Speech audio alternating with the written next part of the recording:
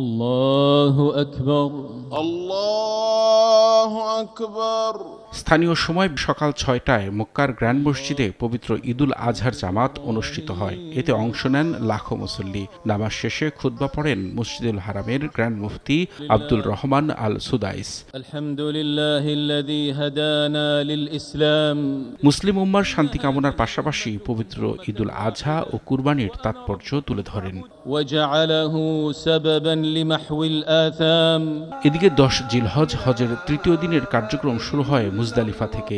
এদিন সূর্য ওঠার পর জামারাতে কঙ্কর নিক্ষেপের জন্য হাজিরা রওনা হন মিনার উদ্দেশ্যে। সেখানে পৌঁছে বড় জামারায় 7টি কঙ্কর নিক্ষেপ করেন হাজিরা।